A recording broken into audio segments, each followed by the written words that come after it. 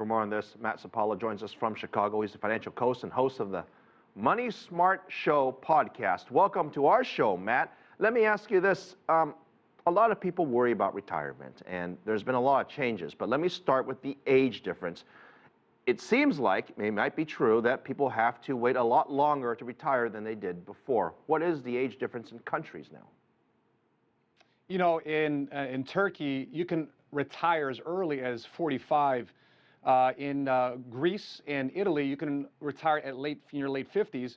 In countries like France, China, and Australia, we're looking at the early 60s. So it varies country to country, which creates those different problems. Is there a program that we should look at and say, look, this is a good program, this really works, everyone seems really happy, it pays for itself? Which program in the world is a model program? You know, China is reacting because they're seeing what United States is facing.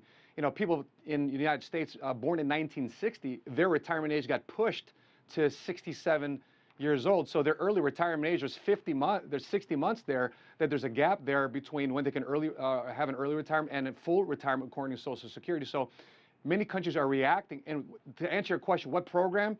My personal opinion, everyone has their own program. Everybody has to come up with their own program, because they're looking at government, they're looking at government companies, they're dropping a ball on money they're taking away from our paychecks, and they're dropping a ball on the promise that they've made us in terms of what we have at retirement.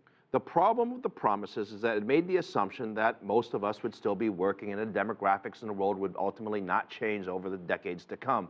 But we know that's not true because the demographics has changed. People are having less kids, and that's causing a problem if you look towards the future programs, and they come to promises.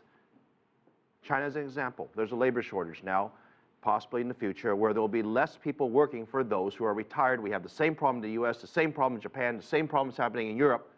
How are you going to account for this, and how do we solve this problem? You know, there really is no quick fix. You know, I just here in the state of Illinois, just talked to the senator of the 20th district right after they passed the pension reform bill the night before in Springfield, Illinois. I asked her, what is the fix?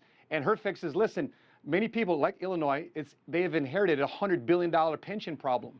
There is no quick fix. What the quick fix can be more people taking personal responsibility in financial education and understanding how do I properly manage my finances, because it's either I take my plan or I take the government plan. If I'm going to put control in somebody's hands, personally for me, I'd rather take control in my own hand. Therefore, the issue there is, the opportunity is more people need to get involved in their own personal finances and taking personal responsibility in it. I have been told by many people I simply do not have enough money to retire, and I do not have enough time to make the money to retire. If I'm 45, 50 years old and I'm looking for retirement in the next 10 or 15 years and I haven't done a good job in saving, what do we do? The reality is you've got to push that retirement age to 70, 75. I mean, the joke is that 70 is the new 65 or 80 is the new 70, right? So the reality is that people have to live longer, because if pensions have dropped their ball in terms of what they promised to pay, government Social Security is pushing retirement age to a later date. The only reality is two things. Number one, people live longer, or they raise taxes to fix the gaps in the problem in the promise to pay. So two options is either A, you either shrink your dreams in terms of retirement, or B, make more money or find ways to increase your cash flow, or to find ways to be more entrepreneurial, ways to be more marketable. And that not necessarily means getting more education either. It's using your self-learning to create opportunities for you, not necessarily going back and getting more in student loan and college debt. Unfortunately, the hard reality comes in: either make more money or cut back on spending, and it's a tough retirement to consider. Matt, thank you very much for joining us live from Chicago on how to retire.